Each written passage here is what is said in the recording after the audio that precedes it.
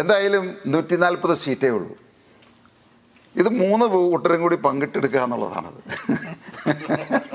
ഇപ്പോൾ LDFിൻ്റെ അടുത്ത് ചോദിച്ചാൽ അവർ പറയും 140 സീറ്റും കിട്ടുമെന്ന് പറയും.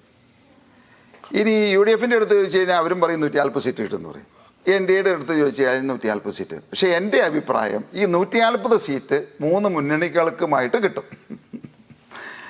അന്തിമമായിട്ട് റിസൾട്ട് വരുമ്പോഴേ നമുക്ക് പറയാം. അല്ല, അതൊക്കെ അവരുടെ സ്വപ്നങ്ങളാണത്. ഇത് അന്തിമമായിട്ട് ജനങ്ങൾ തീരുമാനിക്കണ്ടേ. എന്തായാലും 21 മത്സരിച്ച NDA അല്ല ഇന്ന് കേരളത്തിൽ മത്സരിക്കുന്നത്. NDAക്ക് പങ്ക് ഉണ്ടാവും എന്നാണ് പറയുന്നത്. എല്ലാവരും പങ്കിട്ടെടുക്കുകയാണ്, പക്ഷെ NDAക്ക് ഒരു പങ്ക് കിട്ടുമോ? അതാണല്ലോ ഞാൻ പറഞ്ഞേ, 3 കൂട്ടരും കൂടി 140 സീറ്റിൽ വിജയിക്കും.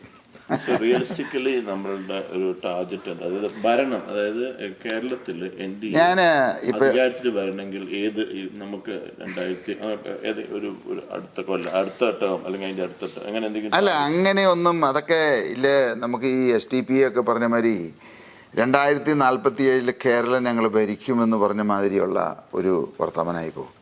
ഞങ്ങളെ സംബന്ധിച്ച് ഇത്തവണ ഞങ്ങൾ മത്സരിക്കുന്നത് വളരെ ശുഭാപ്തി വിശ്വാസത്തോടെയാണ്.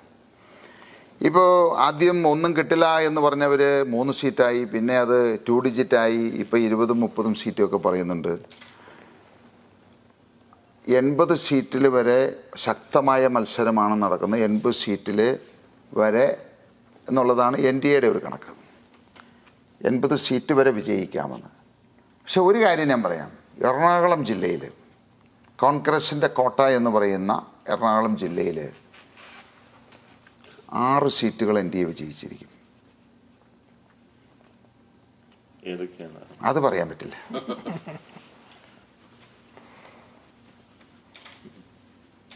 എറണാകുളം ജില്ലയിലെ കണക്കാണ് പറയുന്നത്. കാരണം ഞാൻ ഏറ്റവും കൂടുതൽ കോൺസെൻട്രേറ്റ് ചെയ്യുന്ന എറണാകുളത്താണ്. അപ്പോൾ ആ രീതിയിലുള്ള നമ്മൾ പ്രതീക്ഷിക്കാത്ത ഒരു മാറ്റം വരും എന്നാണ് പറയുന്നത്. പിന്നെ നമ്മൾ പറയുന്ന മാതിരി NDAയോടുള്ള ഒരു അയിത്തം ഇന്ന് കേരളത്തിലില്ല. പണ്ട് NDA എന്ന് പറഞ്ഞു കഴിഞ്ഞാൽ കേരളത്തിലെ പ്രത്യേകിച്ച് ചില ന്യൂനപക്ഷ വിഭാഗങ്ങൾ താമരയ്ക്ക് വോട്ട് ചെയ്യുക അല്ലെങ്കിൽ BJPക്ക് വോട്ട് ചെയ്യുക എന്ന് പറഞ്ഞു കഴിഞ്ഞാൽ അത് വലിയൊരു പാപമായിട്ട് അയിത്തമായിട്ട് കരുതിക്കൊണ്ടിരുന്നു. പക്ഷേ ഇന്ന് ഏറ്റവും കൂടുതൽ ന്യൂനപക്ഷ ആളുകൾ ഉള്ള ഒരു നിയോജകമണ്ഡലമായി ഈ കുന്നത്തുനാട്, പെരുമ്പാവൂർ, പിറവം, ഈ മേഖലകൾ. ഇവിടെയൊക്കെ ശക്തമായിട്ടുള്ള ഒരു NDA, അതൊരു പക്ഷേ 2020യോടുള്ള താല്പര്യമായിരിക്കാം എന്ന് പറഞ്ഞാൽ അതിൻ്റെ മുന്നണിയിൽ വന്നപ്പോൾ വലിയൊരു തരംഗമായിട്ട് തന്നെ അത് പോകുന്നുണ്ടെന്നുള്ളതാണത്. ഇതാണ് നമ്മളുടെ ഈ അലയൻസ് പാർട്ടിയാണ്. ഇപ്പോൾ രാജീവ് ചന്ദ്രശേഖർ മത്സരിക്കുന്ന, തുഷാർ സാബു എന്ന് പറഞ്ഞു ഏത് സീറ്റ് വേണമെങ്കിലും തരാമെന്ന് പറഞ്ഞു. പിന്നെ എന്തുകൊണ്ടാണ് മത്സരിക്കാൻ മാറി നിൽക്കുന്നത്? ഞാൻ ആദ്യമായിട്ട് ഈ രാഷ്ട്രീയത്തിലേക്ക് വന്നത്, സാധാരണ എല്ലാവരും രാഷ്ട്രീയത്തിലേക്ക് വരുന്നത് 1 പണമുണ്ടാക്കാനാണ്, 2 സ്ഥാനമാനങ്ങൾക്ക് വേണ്ടിയിട്ടാണ്, 3 അധികാരത്തിന് വേണ്ടിയിട്ടാണത്. ഞാൻ ഈ 3ഉം ആഗ്രഹിക്കുന്ന ആളല്ല. എൻ്റെ ലക്ഷ്യം വളരെ സിമ്പിളാണ്. ഈ കേരളത്തെ രക്ഷപ്പെടുത്തുക, ഈ കേരളത്തിൻ്റെ പട്ടിണി മാറ്റുക, കേരളത്തെ ഇന്ത്യയിലെ ഏറ്റവും നല്ലൊരു സംസ്ഥാനമാക്കി മാറ്റുക. അപ്പോൾ ഞാൻ വിചാരിക്കുന്നത് ഒരു MLA ആയിരിക്കുന്ന അല്ലെങ്കിൽ ഒരു മന്ത്രി ആയിരിക്കുന്ന അല്ലെങ്കിൽ ഒരു MP ആയിരിക്കുന്ന സാബു ജേക്കബിനേക്കാൾ 100 ഇരട്ടി ശക്തനായിരിക്കും സാധാരണക്കാരനായിട്ടുള്ള കിരീടമില്ലാത്ത സാബു ജേക്കബ്. അപ്പോൾ അങ്ങനെ വരുമ്പോൾ ഞാനൊരു MLA ആയി ഒരു പ്രദേശത്തിൻ്റെ MLA ആകുന്നത്, ഞാനൊരു മന്ത്രി ആയിക്കഴിഞ്ഞാൽ ഒരു വകുപ്പിൻ്റെ മന്ത്രിയാകുന്നത്, ഞാനൊരു MP ആയിക്കഴിഞ്ഞാൽ ഒരു പ്രദേശത്തിൻ്റെ MP ആകുന്നത്. പക്ഷേ ഞാൻ ആഗ്രഹിക്കുന്നത് കേരളത്തിൻ്റെ ഇതെല്ലാം കൂടിയ സ്വതന്ത്രമായിട്ട് പ്രവർത്തിക്കാവുന്ന, സ്വതന്ത്രമായിട്ട് എല്ലാവരുടെയും പ്രശ്നങ്ങൾ പരിഹരിക്കാവുന്ന നിഷ്പക്ഷനായിട്ടുള്ള ഒരു വ്യക്തിയായിട്ടിരിക്കുക. അതുകൊണ്ട് തന്നെയാണ് എനിക്ക് PM-ൻ്റെ ഓഫീസിൽ നിന്ന് നിർദ്ദേശം വന്നു, ഹോം മിനിസ്റ്റർ ഓഫീസിൽ നിന്ന് നിർദ്ദേശം വന്നു, മത്സരിക്കണം. പക്ഷേ ഞാൻ സന്തോഷപൂർവ്വം തിരസ്കരിക്കുകയുണ്ടായത്. താങ്കൾ മത്സരിക്കുന്നില്ല എന്ന് പറഞ്ഞതുകൊണ്ടാണ് തുഷാറും മത്സരിക്കുന്നില്ല എന്ന് പറഞ്ഞത്. ഈ 2 പാർട്ടികൾ 2020 ആയാലും BDJS ആയിട്ട് ഈ നേതാക്കൾ, അതായത് സാബു ജേക്കബിന് ചുറ്റുമാണ് 2020, വേറൊരു നേതാവ് അതിനകത്തില്ല ഒരു സ്റ്റേറ്റ് ലെവലിൽ. അതുപോലെ BDJSനും തുഷാറിനെ ചുറ്റിപ്പറ്റിയാണ് പറയുന്നത്. ഈ രണ്ടുപേരും മാറി നിൽക്കുന്നതോടെ അതിൻ്റെ പ്രവർത്തകർ ഇടയിൽ അവർ ഡിസില്യൂഷൻഡ് ആയിട്ടുണ്ട് എന്നുള്ളത് സത്യമല്ലേ? എനിക്കറിയില്ല തുഷാർ മത്സരിക്കാതെ ഇരുന്നത് എന്താണെന്ന് എനിക്കറിയില്ല. എന്നോട് അദ്ദേഹം ഡിസ്കസ് ചെയ്തിട്ടില്ല. അദ്ദേഹം മത്സരിക്കാതിരുന്നതിൻ്റെ കാരണവും എനിക്കറിയില്ല. പക്ഷേ ആദ്യം പറഞ്ഞത് ഈ സാബു ജേക്കബിനെ ചുറ്റിപ്പറ്റി മാത്രമാണ് 2020 എന്ന് പറയുന്നത് 10 വർഷം മുമ്പുള്ളൊരു കഥയാണ്.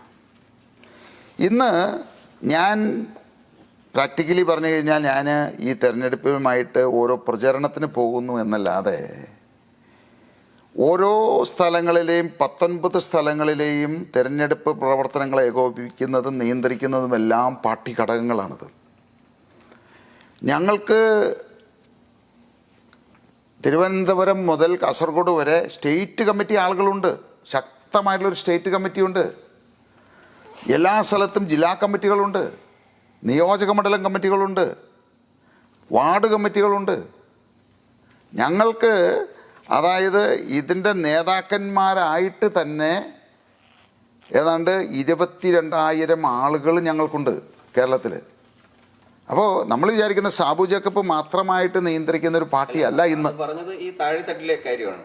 ഇപ്പൊ നമുക്ക് സാബു ജേക്കബ് കഴിഞ്ഞിട്ട് ഒരു നമ്പർ 2, നമ്പർ 3 അങ്ങനെ പറയാൻ ഞങ്ങളുടെ വൈസ് പ്രസിഡന്റ് ഉണ്ട് ഗോപകുമാർ. അദ്ദേഹം BDJSന്റെ വൈസ് പ്രസിഡന്റ് ആയിരുന്നു. ഇപ്പോൾ 2020യുടെ വൈസ് പ്രസിഡന്റാണ്. സ്റ്റേറ്റ് കമ്മിറ്റിയുണ്ട്, സ്റ്റേറ്റ് എക്സിക്യൂട്ടീവ് കമ്മിറ്റി മെമ്പറുണ്ട്. ഇപ്പോൾ ചാർലി പോൾ ഞങ്ങളുടെ മത്സരിക്കുന്നത്, അത് ഞങ്ങളുടെ സ്റ്റേറ്റ് കമ്മിറ്റി മെമ്പറാണത്. ഇപ്പോൾ നമ്മുടെ NCPയുടെ ദേശീയ എക്സിക്യൂട്ടീവ് കമ്മിറ്റി മെമ്പറായിരുന്ന സണ്ണി ഞങ്ങൾ മത്സരിക്കുകയാണ്. പുള്ളി ഞങ്ങളുടെ സ്റ്റേറ്റ് കമ്മിറ്റിയിലുള്ള ആളാണത്. അങ്ങനെ ഒട്ടനവധി ആളുകൾ ഇതിനകത്തുണ്ടത്. അതും വളരെ എക്സ്പീരിയൻസ്ഡ് ആയിട്ടുള്ള ആളുകൾ. ഇപ്പം ഞാൻ മാത്രമാണ് വേറൊരു മേഖലയിൽ നിന്ന് വന്നിരിക്കുന്ന ആളുകൾ. മറ്റുള്ള ആളുകളൊക്കെ എന്ന് പറഞ്ഞു കഴിഞ്ഞാൽ ഇപ്പോൾ സണ്ണി ആയാൽ തന്നെയും NCPയിൽ 10-35 വർഷമായിട്ട് വിവിധ പാർട്ടികളിൽ പ്രവർത്തിച്ച് പരിചയമുള്ളതാണ്. അതുപോലെ തന്നെ ഗോപകുമാർ വിവിധ പാർട്ടികളിൽ പ്രവർത്തിച്ചിട്ടുള്ള ആളുകളാണ്, മത്സരിച്ചിട്ടുള്ള ആളുകളാണത്. പക്ഷെ ഒരു നയപരമായ ഒരു കാര്യം ചോദിക്കുമ്പോഴത്തേക്ക് ഇവരെല്ലാവരും പറയുക സാബു ജേക്കബിനോട് സംസാരിക്കണം, നമുക്കറിയില്ല.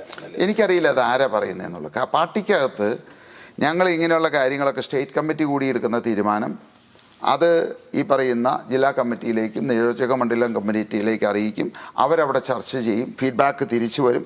വീണ്ടും എന്തെങ്കിലും മാറ്റങ്ങൾ വേണമെങ്കിൽ അത് ചർച്ച ചെയ്ത് തീരുമാനിക്കുകയാണ് ചെയ്യാറ്. ഇതൊക്കെ 10 വർഷം തുടങ്ങിയപ്പോൾ, അതായത് ഞങ്ങൾ രാഷ്ട്രീയത്തിലേക്ക് ഇറങ്ങണ്ട എന്ന് തുടങ്ങിയ ആ സമയത്തുള്ള കാര്യങ്ങളാണിത്.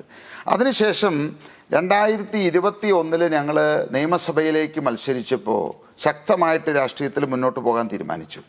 ആ തീരുമാനിച്ച അന്ന് മുതൽ ഞങ്ങൾ പാർട്ടി സംവിധാനം ശക്തിപ്പെടുത്തി ഈ ജില്ലാ കമ്മിറ്റികളും സംസ്ഥാന കമ്മിറ്റികളും ഒക്കെ രൂപീകരിച്ചതിന് ശേഷമാണത്. ഇവിടെ നമ്മൾ ഈ ആദ്യം തുടങ്ങിയ സമയത്ത് ഇവിടെ പല ഈ ഭക്ഷ്യ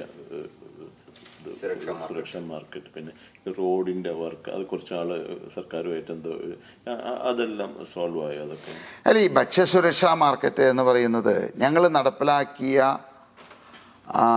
ഒരു ക്ഷേമ പ്രവർത്തനത്തിൽ ഏറ്റവും നല്ല ജനങ്ങൾക്ക് പ്രയോജനപ്പെടുന്ന ഒരു പദ്ധതിയാണ്.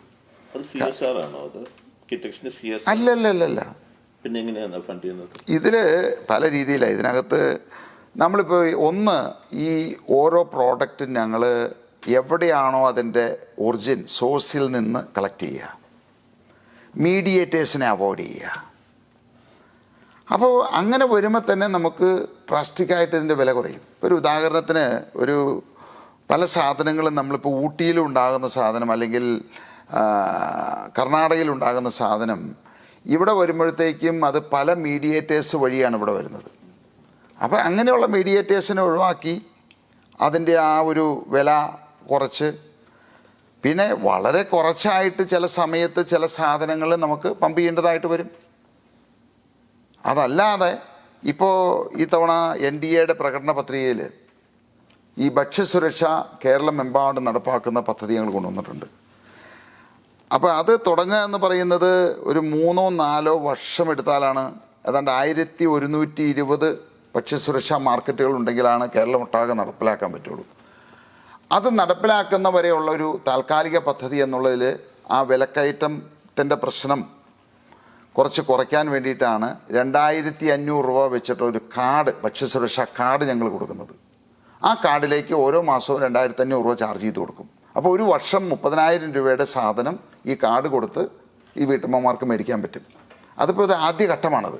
പക്ഷേ ഗ്രാജുവലി ഞങ്ങൾ ഈ 2020 മോഡൽ ഭക്ഷ്യസുരക്ഷാ മാർക്കറ്റ് എല്ലാ പഞ്ചായത്തുകളിലും ഒന്ന് സ്ഥാപിക്കുക എന്നുള്ളതാണ്. പാർട്ടിക്കാർക്ക് മാത്രമേ കൊടുക്കുള്ളൂ എന്നുള്ള അലിഗേഷൻസ് അത് പറയുന്നത് ഇവിടുത്തെ കമ്മ്യൂണിസ്റ്റുകാരും കോൺഗ്രസ്സുകാരുമാണ്. ഞങ്ങളുടെ നിബന്ധന എന്ന് പറയുന്നത്, ഒന്ന്, ഈ നാട്ടിൽ 6 മാസമെങ്കിലും എന്ന് പറഞ്ഞാൽ പെർമനൻറ്റ് ഹൗസ് വേണ്ട, വാടക വീട്ടിലായിക്കോട്ടെ, 6 മാസമെങ്കിലും താമസം ഉള്ളവർക്ക് ആർക്ക് വേണമെങ്കിലും ഇത് അപേക്ഷിക്കാം, ആർക്ക് വേണമെങ്കിലും ഇത് കിട്ടും. പക്ഷേ രാഷ്ട്രീയം നോക്കി എനിക്ക് വേണ്ട എന്ന് പറഞ്ഞു കഴിഞ്ഞാൽ നമുക്കത് കൊടുക്കാൻ സാധിക്കില്ല. കാരണം ഇത് നമുക്ക് ഇത്രയും ഡിസ്കൗണ്ടിൽ കൊടുക്കുമ്പോൾ ഇതിൻ്റെ നിയന്ത്രിക്കേണ്ടതായിട്ടുണ്ട്, അല്ലെങ്കിൽ ഇത് മിസ്യൂസ് ചെയ്യപ്പെടും. അപ്പോൾ ഓരോ വീട്ടിലെ അംഗങ്ങൾ അവരുടെ പ്രായം, കുട്ടികൾ അനുസരിച്ചാണ് ഇതിൻ്റെ ക്വാണ്ടിറ്റി. ഇപ്പം നമ്മൾ റേഷൻ സംവിധാനം അങ്ങനെയല്ലേ, റേഷനിൽ 2 രൂപയ്ക്ക് അരി കിട്ടും, നമുക്ക് 100 കിലോ മേടിക്കാൻ പറ്റില്ലല്ലോ. അപ്പോൾ ആ ക്വാണ്ടിറ്റി അലോട്ട് ചെയ്തിരിക്കുകയാണത്. അപ്പോൾ ആ പറഞ്ഞിരിക്കുന്ന ആവശ്യമുള്ള, ആ കുടുംബത്തിൻ്റെ ആവശ്യമുള്ള അംഗങ്ങളുടെ അംഗബലം അനുസരിച്ചുള്ള ക്വാണ്ടിറ്റി ആയിരിക്കും ഡിസ്കൗണ്ടിൽ കിട്ടുക. അത് കഴിഞ്ഞിട്ടുള്ളത് റീറ്റെയിൽ പ്രൈസിൽ അവർ മേടിക്കണം. അതുകൊണ്ടാണ് അങ്ങനെ ഇത് ചെയ്യുന്നത്. പക്ഷെ ഒരാൾക്കും ഒരു റെസ്ട്രിക്ഷനും ഇല്ല. ഇതിപ്പോൾ ഈ അലയൻസ് വരുമ്പം T20 സംബന്ധിച്ചിടത്തോളം കുറേ കാര്യങ്ങൾ മാറുകയാണ്. നിങ്ങൾ കക്ഷി രാഷ്ട്രീയത്തിലോട്ട് വരികയാണ്, ഒരു അലയൻസിലോട്ട്. നോൺ അലൈൻമെൻറ്റ് ഒരു പോളിസി ഉണ്ടായിരുന്നല്ലോ, നിങ്ങൾ ഏത് പാർട്ടിയുമായിട്ട് അലൈൻമെൻറ്റ് ഇല്ല. അപ്പോൾ ആ കുറേ മാറ്റങ്ങൾ വരികയാണ്. അതുപോലെ തന്നെ നിങ്ങളിപ്പോൾ കാസർഗോഡ് തൊട്ട് കൊല്ലം വരെ എല്ലാ ഡിസ്ട്രിക്റ്റിലും മത്സരിക്കുന്നുണ്ട്. അപ്പോൾ എറണാകുളത്ത് മാത്രം ഒതുങ്ങിയിരുന്ന ഒരു പാർട്ടി ഒരു നോൺ പൊളിറ്റിക്കൽ പാർട്ടി എന്ന് വേണമെങ്കിൽ പറയാം. ഇപ്പോൾ ഒരു പൊളിറ്റിക്കൽ പാർട്ടി ആവുക, അതുപോലെ തന്നെ ഒരു ഓൾ സ്റ്റേറ്റ് പ്രസൻസ് ഉണ്ടാക്കാൻ നോക്കുക. സോ വാട്ട് ഈസ് എന്താണ് അതിൻ്റെ ലോജിക്, എന്താണ് അതിൻ്റെ ഫിലോസഫി? അല്ല, ഇതിലെ 14 വർഷമായി ഞങ്ങൾ ഈ 2020 എന്ന് പറയുന്ന ഒരു സംഘടന ഉണ്ടാക്കിയിട്ട്, രാഷ്ട്രീയ പാർട്ടിയെല്ലാം പറയുന്നത്. അപ്പോൾ ഈ സംഘടന ഉണ്ടാക്കുമ്പോൾ ഒരിക്കലും ഒരു രാഷ്ട്രീയ പാർട്ടിയായിട്ട് ഇത് മാറണമെന്നോ അല്ലെങ്കിൽ രാഷ്ട്രീയത്തിലേക്ക് ഇറങ്ങണമെന്നോ ഞങ്ങൾ വിചാരിച്ചിരുന്നതല്ല.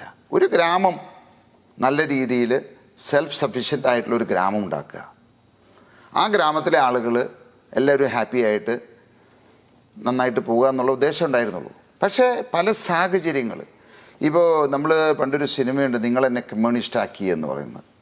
ശരിക്കും പറഞ്ഞു കഴിഞ്ഞാൽ ഇവിടുത്തെ LDFും UDFുമാണ് എന്നെ രാഷ്ട്രീയത്തിലേക്ക് ഇറക്കിയതും രാഷ്ട്രീയ പാർട്ടി ഉണ്ടാക്കിച്ചതും അതിനുശേഷം നിയമസഭയിൽ മത്സരിപ്പിച്ചതും പാർലമെൻറ്റിൽ മത്സരിപ്പിച്ചതും ഇപ്പോൾ NDA ചേരാനായിട്ട് ഉണ്ടായ കാരണവും ഈ LDFും UDFുമാണ്.